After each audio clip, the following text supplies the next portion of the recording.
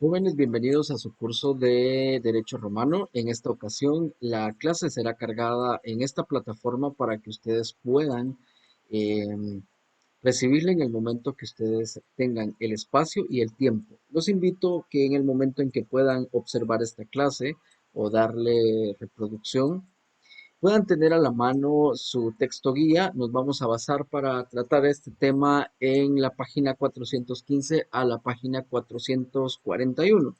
También les recomiendo tener su cuaderno de notas a la mano para ir tomando algunos aspectos puntuales y por supuesto su código civil para hacer algunas comparaciones de lo que es el derecho civil en vista de que en la clase vamos a hacer un análisis sobre estas instituciones basado siempre en el aspecto histórico, en su antecedente del derecho romano.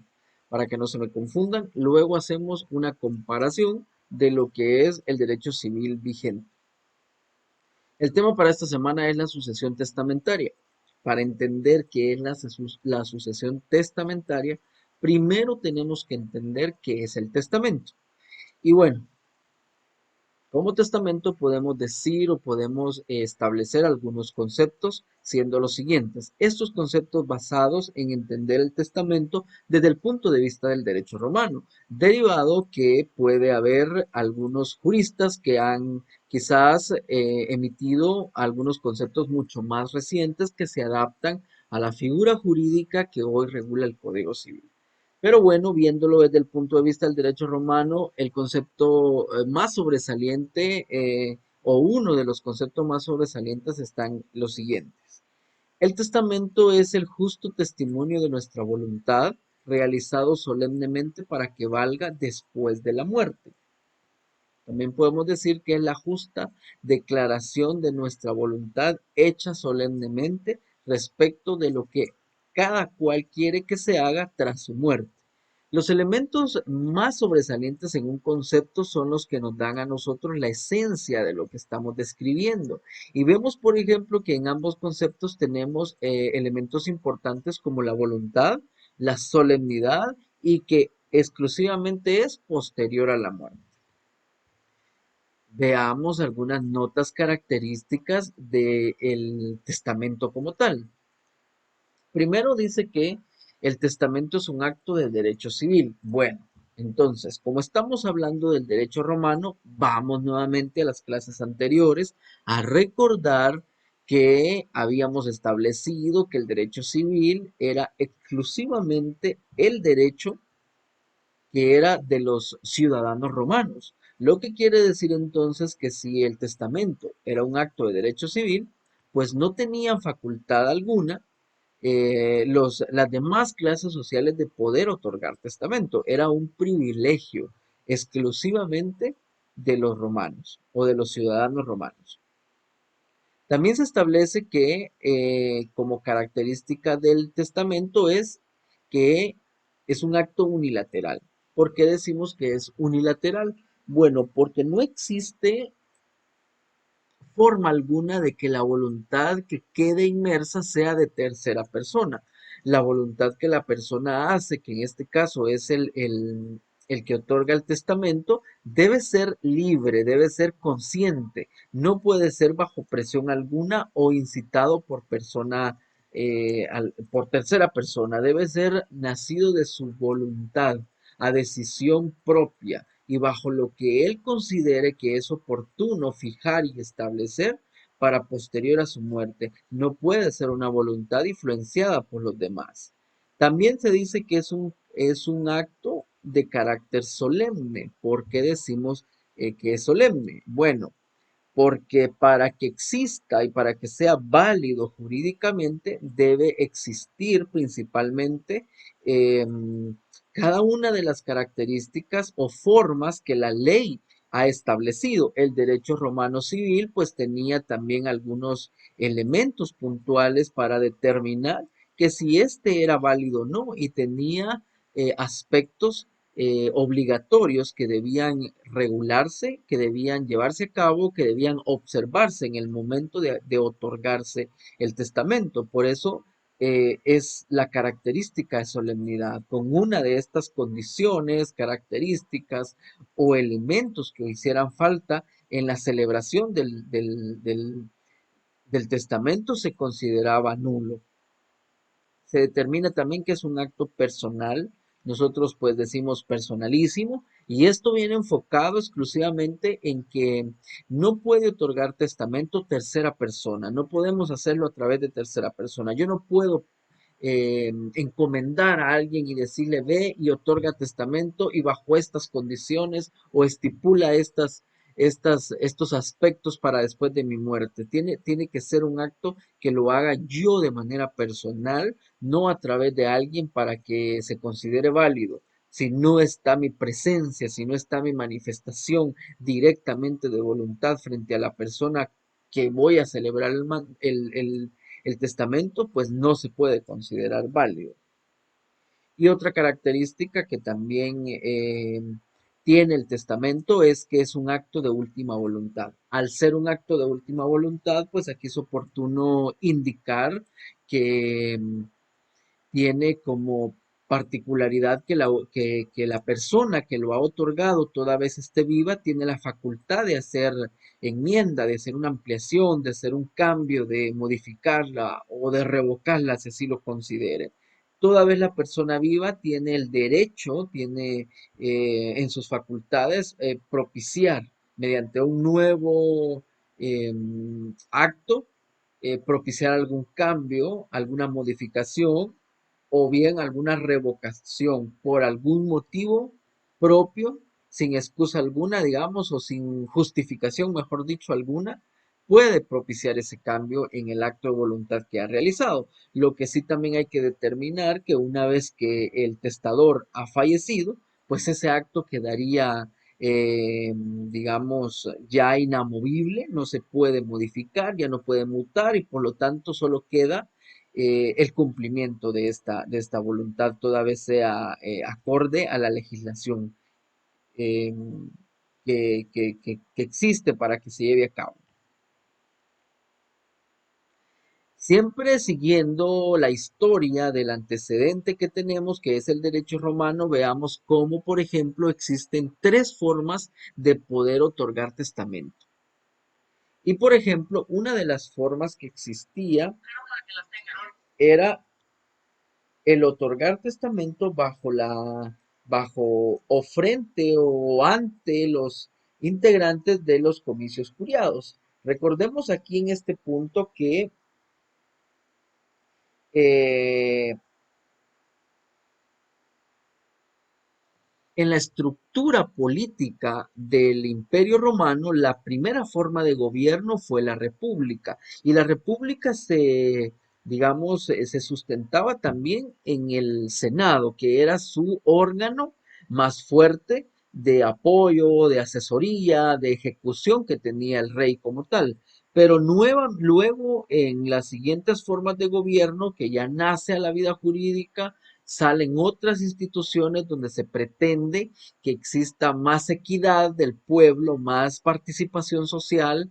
Y bueno, aquí aparecen los comicios curiados. Pero ¿qué eran los comicios curiados? Pues en Roma eran asambleas donde se reunían los grupos de personas, representantes de la población, gente que era, digamos, sobresaliente, ¿no? Gente importante. Y estos grupos, conocidos como asambleas, pues reunían los aspectos importantes de de la sociedad, tomaban decisiones en favor de la sociedad, emitían directrices para cumplimiento, eran personas que tenían un respeto, que tenían obediencia del pueblo y algunas decisiones que debían llegar a carácter de ley, pues eran elevados al Senado para su aprobación. Pero en el caso de las funciones que tenían, pues se les había concedido el privilegio de la celebración de los testamentos. Entonces, la sociedad como tal tenía el derecho y la facultad de asistir frente a cualquiera de estos integrantes de los comicios y manifestar el deseo de otorgar testamento y bueno, esta persona tenía que tomar su declaración bajo las indicaciones legales para hacerlo de cumplimiento en el momento de su fallecimiento. Una segunda forma de otorgar testamento que existía era precisamente frente al ejército. ¿Y cómo se daba esto? Recordemos en este punto que en Roma el ejército era un elemento importante para el Imperio Romano, pues el Imperio Romano tuvo un auge y tuvo un crecimiento derivado a las distintas conquistas que se dieron de los pueblos aledaños que habían en ese momento. Pero al ser entonces el ejército un elemento importante para la sociedad romana, resulta ser también que el derecho civil no dejaba desprotegido a este grupo que formaba parte de este cuerpo del Estado. Hay que recordar que para los ciudadanos romanos formar parte del ejército era una situación de privilegio, era una situación de reputación, de respeto frente a la sociedad. Entonces, las personas que iban y que estaban en guerra y que formaban parte del ejército, la ley romana les permitía otorgar testamento haciéndolo frente a las autoridades superiores que existían dentro de la estructura jerárquica del ejército como tal. Y por supuesto, si la persona fallecía en la guerra en la que se encontraba y el superior jerárquico sobrevivía, o los superiores, porque no precisamente tenía que ser uno solo, ¿verdad? Podrían ser más con el afán de que se protegiera el acto de última voluntad y que en el momento en que regresaran a su pueblo, a la sociedad romana, se hiciera valer la voluntad expresa de la persona que había fallecido en guerra. Y otra forma de testamento que existía, pues era el otorgamiento del testamento en peligro de muerte. ¿Cómo se daba este testamento? Aquí es oportuno hablar del contrato del contrato que existía en el derecho romano llamado emancipatio. El emancipatio en el derecho romano, bueno, aquí quiero aclarar un punto. El tema de los contratos todavía estamos por verlo. Y en ese sentido, entonces, necesito, digamos que lo vamos a revisar cuando sean los temas de exposición. Pero en este apartado quiero únicamente manifestar que mediante un tipo de contrato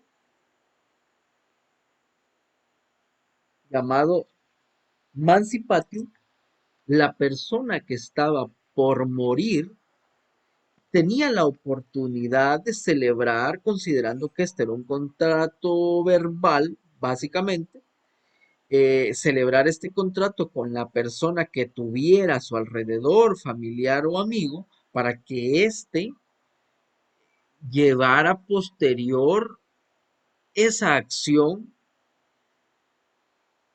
de plasmar o de llegar al cumplimiento de última voluntad de la persona que estaba falleciendo.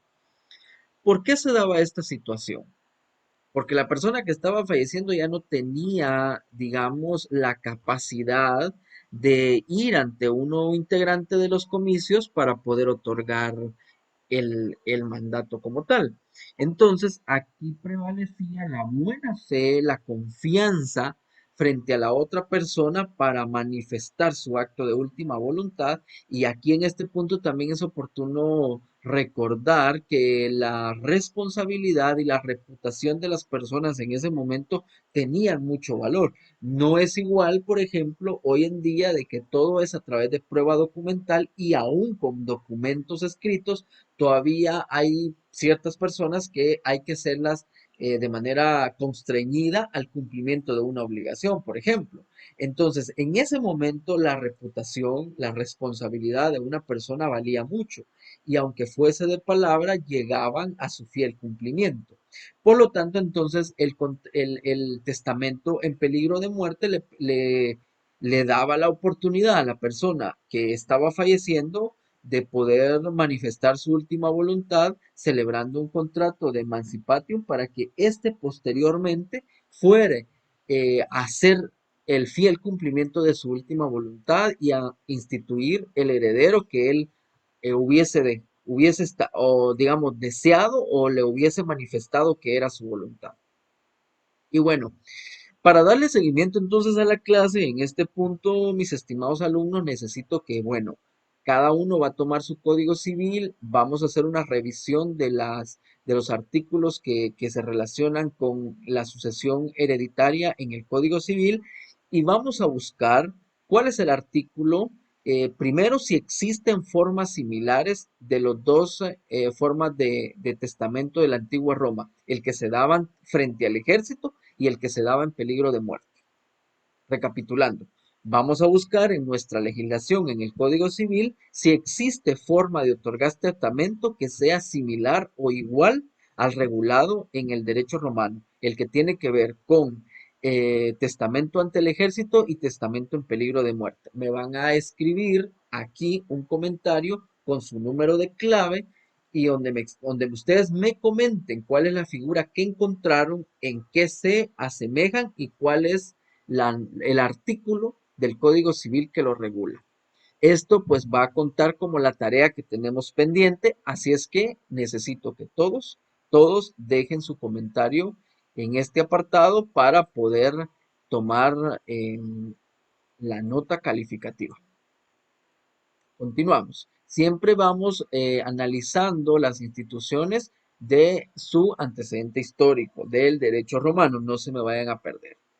Vamos entonces, capacidad de testar. ¿Cómo podemos determinar cuál era la capacidad de testar? La capacidad de testar era, digamos, establecer si la persona que había otorgado el testamento tenía la facultad para hacerlo. ¿Cómo podemos determinar este aspecto? Aquí hay que irnos nuevamente a determinar, recuerdan que vimos en una clase anterior, la capacidad de goce y la capacidad de ejercicio.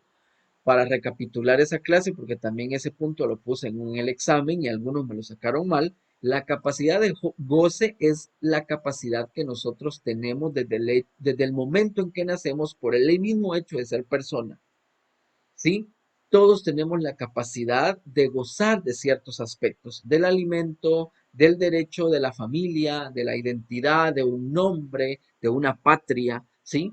Y la capacidad de ejercicio es la que nosotros empezamos a ejercer por nuestra propia cuenta, sin respaldo de nuestros padres, sin respaldo de un representante, y en nuestro Código Civil se establece que esa capacidad empieza a regir después de los 18 años. Ahora bien, en el antiguo Roma, la capacidad para atestar era determinada por la capacidad de obrar, que se asemeja eh, a la capacidad de ejercicio. Para que los romanos tuvieran la capacidad de obrar, habían algunos elementos que tenían que reunir. Y estos elementos, pues, eran precisamente los elementos a considerar para que una persona fuera considerada persona como tal, no solo por el hecho de ser humano. Y esos elementos eran que la persona tenía que ser libre, tenía que ser ciudadano romano y tenía que ser, pues, padre de familia, ¿no? O el pater familia, o estar integrado en una familia. Si era libre, era porque era ciudadano romano, porque recuérdense ustedes que habían clases sociales que si bien no eran esclavos, pero podían no ser ciudadanos romanos. Así es que una era la libertad y otra era la ciudadanía, porque las demás clases sociales, como los clientes, como los plebeyos, aunque no eran esclavos, no eran ciudadanos romanos. Entonces no podían testar aquellos que no tenían la capacidad de obrar. ¿Y quiénes no tenían la capacidad de obrar? Aquí tenemos que tener presente que las mujeres sí eran personas, eran libres, eran ciudadanas romanas, pero no eran nunca padre de familia, porque los integrantes de la sociedad eran siempre los hombres. Entonces las mujeres no podían testar. Los impúberes no podían testar. ¿Quién es un impúber? Un impúber es aquel joven adolescente que todavía no tiene sus capacidades de adulto, ¿sí? Era pues una persona menor de edad, digamos así. También no podían testar los sordos, los mudos, los que tenían alguna discapacidad mental y alguna digamos, alguna discapacidad física, porque acuérdense que en el derecho romano el que nacía con una discapacidad física tampoco era considerado como persona. Entonces, estos quedaban excluidos del derecho de poder emitir testamento. Veamos ahora la capacidad de suceder. Una era la capacidad para otorgar el testamento y la otra es la capacidad para la sucesión. ¿Qué es la sucesión? Voy a poner un ejemplo para que entendamos la palabra suceder. La suceder, un concepto así práctico, podemos decir que es poner una persona en lugar de otra. Por ejemplo, les pongo un ejemplo. Digamos, yo no estoy a gusto con los alumnos que tengo en el curso de Derecho Romano porque resulta que no les gusta la lectura. Solo es un ejemplo porque sé que a ustedes sí les gusta la lectura. Bueno, resulta que como yo no estoy a gusto, yo renuncio y me voy como catedrático, pero el semestre no ha terminado. Todavía faltan algunas clases para concluirse. Ustedes no pueden perder el derecho de estudiar y la universidad de manera responsable no los puede dejar a la deriva. Entonces la universidad busca un nuevo catedrático que lo va a colocar en la posición en la que yo estaba. Este nuevo catedrático debe concluir las clases, debe valorar las notas que ustedes ya llevan, debe darle seguimiento a los temas y terminar el curso. ¿Sí? Eso sería una sucesión. Lo mismo sucede entonces cuando se da la sucesión dentro del testamento. El testamento le permite a una tercera persona colocarse en el lugar del difunto y darle seguimiento a sus derechos, a sus obligaciones, a sus facultades que tenía en vida. Si la persona fallecida desaparece del mundo jurídico, desaparece del mundo físico, no desaparecen sus derechos y obligaciones, no desaparecen los bienes que ha adquirido. Por lo tanto, una nueva persona debe tomar ese lugar para darle seguimiento, digamos, para continuidad de derechos y obligaciones y bienes materiales que existieran. Entonces, en el derecho romano, digamos, para que tuviera la capacidad de suceder, era elemento necesario y primordial que la persona fuera alieni iuris. Recordemos aquí otra vez la estructura familiar. En la estructura de la familia del derecho romano habían dos figuras, la sui iuris y el alieni iuris. ¿Quién era el sui iuris? El sui iuris era la máxima autoridad de cada familia, es decir, el pater familia, el representante de las familias. Ese era el sui iuris. Y el alieni iuris eran todos los que estaban sujetos a la patria potestad del representante o del padre de familia, es decir, todos los que estaban abajo, todos los que estaban sometidos a su voluntad. Podríamos nosotros pensar que son los hijos, nietos, bisnietos, tataranietos, primos, hermanos, tíos, porque las familias eran extensas. Entonces, todos los alieni iuris o todos los sujetos a la patria potestad de este padre que fallecía tenían la capacidad de suceder, la capacidad de adquirir por testamento los derechos y obligaciones que el difunto dejara. Habían excepciones para los extranjeros y para los esclavos. Los extranjeros podían también, digamos, recibir beneficios de un testamento si así lo consentía el difunto. Pero habían, digamos, aspectos puntuales que debían llenar. Por ejemplo, en el caso de los esclavos antes de beneficiarlo en un testamento, era necesario que primero le otorgara su libertad. No podía adquirir la herencia que le dejara la persona fallecida si no le había otorgado la libertad. En el mismo testamento tenía que manifestar o declarar su libertad y posterior declararlo heredero de X o Y bienes que él le quisiera dejar. Si no se otorgaba, si el difunto no había otorgado la libertad del esclavo en el testamento, ese testamento era nulo, no podía ejecutarse, no podía llevarse a cabo y el esclavo perdía los beneficios que le pudo haber dejado mediante testamento. Contenido del testamento. El testamento tenía como contenido que la ley romana establecía que debía individualizarse, designarse o eh, establecer con claridad quién era el sucesor. Por ejemplo, si él decía que quería que lo sucediera después de su muerte su hijo mayor, tenía que describirlo con nombres, con características para que fuera y no hubiera lugar a duda de la voluntad que él estaba manifestando. La designación de este heredero no podía ser bajo condición resolutoria. En la ley existen dos tipos de resoluciones, la condición resolutoria y la condición suspensiva. También lo dejo como tarea, ustedes lo van a investigar en el Código Civil y lo vamos a comentar para determinar cuáles son las dos características. Por ahorita, quedémonos con el aspecto de que no existe condición resolutoria que pueda estar inmerso en un testamento. De la lectura ustedes van a comprender, yo lo pudiera explicar, pero necesito que ustedes vayan familiarizándose con el Código Civil, así es que pueden googlear qué artículo es y ya se van a ver la lectura precisa al Código Civil. También el testamento podría instruir uno o varios herederos. El testador tenía que designar a un heredero, pero tenía la facultad de poderlo hacer, digamos, de delegar a otros. Por ejemplo, si tenía 3 hijos y a los 3 hijos les quería dejar el derecho, lo podía hacer. No precisamente el hijo mayor adquiría los derechos. Por testamento él lo podía designar. Si en el testamento él no hacía la división de los bienes para cada uno de sus hijos, se entendía que la división era en partes iguales. Si en el testamento él dejaba individualizado los bienes que dejaba, los derechos y las obligaciones, debía estipularlo claramente. Sin embargo, debía establecer también en el testamento quién era la persona que iba a representar la familia, porque acuérdense que la representación familiar era importante. En la sociedad romana, la familia no podía estar desprotegida, tenía que haber un representante siempre.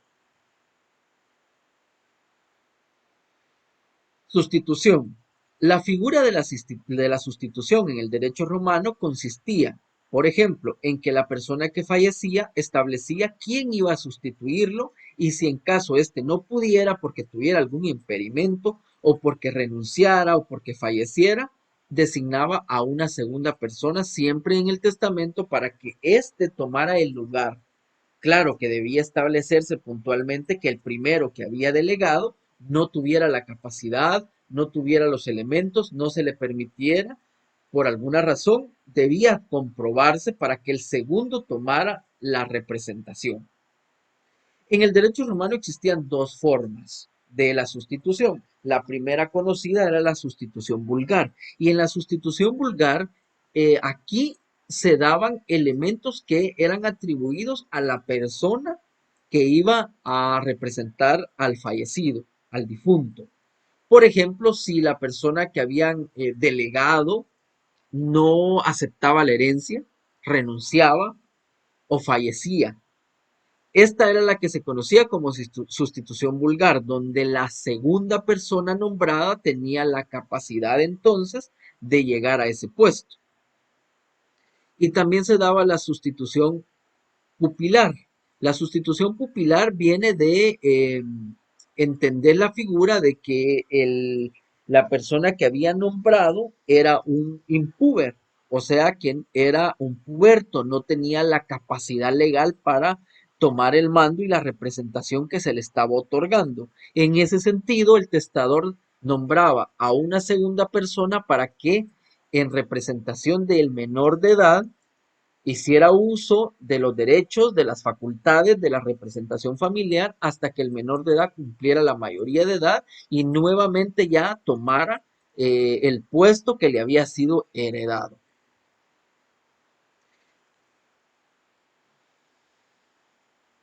En el derecho romano habían 3 características que podían suceder para un testamento.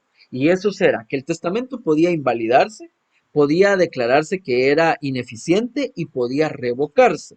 ¿Cómo se invalidaba? Se invalidaba porque existían vicios que adolecían en la celebración. Estos vicios entonces impidían que el testamento cobrara vigencia y que existiera jurídicamente.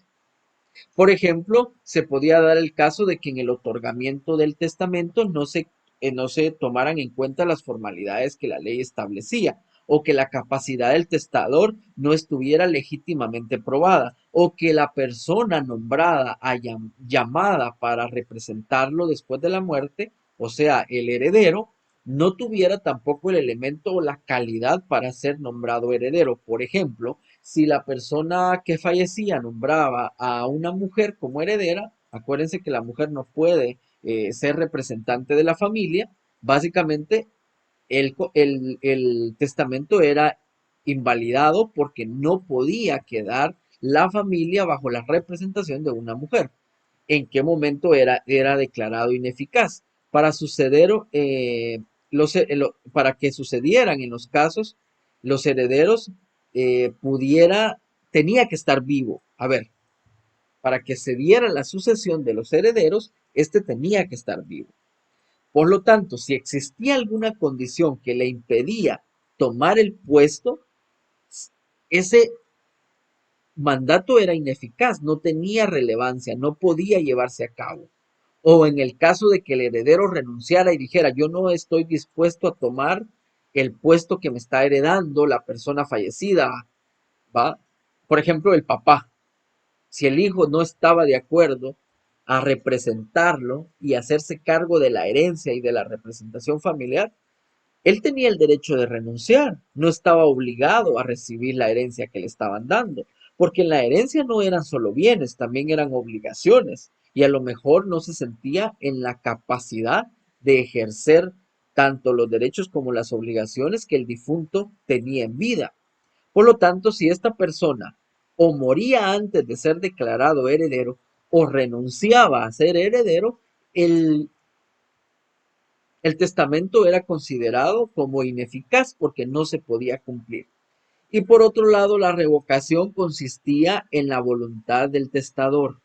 La persona que estaba otorgando el testamento, por supuesto, tenía la facultad de cambiarlo en cualquier momento que así lo considerara, de modificarlo, de revocarlo, pero debía hacerlo exclusivamente otorgando un nuevo mandato. Y este mandato tenía que tener la característica de validez legal, es decir, que tenía que llenarse todas las formalidades, todos los requisitos establecidos para que se considerara válido. Salimos entonces de lo que es la sucesión testamentaria. Aquí la característica principal es que había un testamento. Ahora veamos qué es la sucesión intestada. La sucesión intestada era aquella que en el derecho romano procedía cuando moría una persona y no había otorgado testamento. Esta persona, si no hizo testamento, en lo absoluto no conformó este derecho en vida, por lo tanto se consideraba entonces que al no haber testamento, teníamos que buscar en la descendencia quién le correspondía tomar ese lugar. Había que llamar a un heredero e instituirlo como heredero porque no existía voluntad expresa de quién iba a ser su heredero. ¿Quién entonces debía ser llamado? Recordemos aquí lo que les había manifestado. Había un sui juris, que era la persona que fallecía, y un alieni juris, o los que estaban bajo su patria potestad, los que tenían precisamente la facultad de tomar la representación de esta persona fallecida. Entonces, en la ley se establecía que eran los descendientes próximos del difunto quienes tomaban la representación, siempre excluyendo a la mujer. La mujer no podía tomar la representación. Había una legitimidad y la legitimidad consistía en que tuviera la capacidad y la calidad para tomar ese puesto. No podían hacerlo aquellos que no estaban sometidos a la patria potestad. Por ejemplo, si yo me iba del núcleo familiar, Si yo renunciaba a esta familia, yo ya no podía reclamar derechos. Si yo era adoptado por otra familia, también ya era excluido de la familia original y ya no podía presentarme yo después de la muerte de mi padre a decir tengo derecho, tengo interés en la sucesión o en la herencia que está dejando, porque yo ya no pertenecía a la familia. Y por supuesto, como les decía, las mujeres que también se les limitaba esta facultad. Bien, entonces, vamos ahora con las conclusiones. ¿Cómo nos vamos a quedar con las conclusiones? En primer lugar, entendiendo qué es la sucesión testamentaria. La sucesión testamentaria es aquella que se abre al momento en que una persona fallece, pero ha dejado por escrito acto de última voluntad. La sucesión testamentaria debe exclusivamente considerarse cuando exista testamento. No se puede hablar de sucesión testamentaria si no existe testamento. Este es el requisito esencial para que exista la sucesión testamentaria. Hay una voluntad expresa que la vamos a cumplir, ya no la vamos a discutir, ya no nos vamos a basar en lo que la ley dice, sino que nos vamos a basar en la voluntad que la persona manifestó. ¿Y cuál es la sucesión intestada o ab intestato le llaman también, o sucesión legítima? La sucesión intestada entonces sería aquella que, habiendo fallecido la persona, no otorgó testamento, no existe acto de última voluntad y los descendientes deben de establecer a quién le corresponde primordialmente el derecho y quienes tienen la mejor capacidad, la mejor cualidad y las condiciones para ser llamados en la herencia y representar a la persona fallecida. La ley les da los elementos a considerar para poder nombrar a un sucesor. Y testamento, pues básicamente es el acto de última voluntad de forma solemne en que una persona manifiesta aquellas acciones o condiciones que se deben llevar a cabo después de su muerte, donde él ha establecido quién es la persona que continuará su legado familiar, el ejercicio de sus derechos y las obligaciones que él tenía en vida. Bien, para poder comprobar entonces la asistencia, como ven ustedes, este canal lo he creado exclusivamente para poder transmitir la clase. Necesito verlos suscritos para poder considerar la asistencia y el comentario que me deben dejar, incluyendo en el comentario el código de la terminación de su clave, la terminación únicamente. Me van a colocar el comentario y la terminación de su clave para considerarlo válido.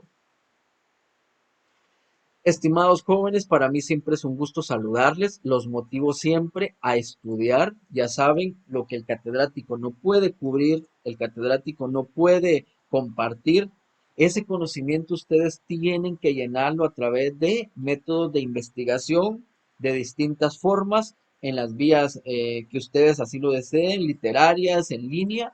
Ustedes pueden documentarse y ampliar los temas. Siempre se los he manifestado y los motivo a que lo hagan.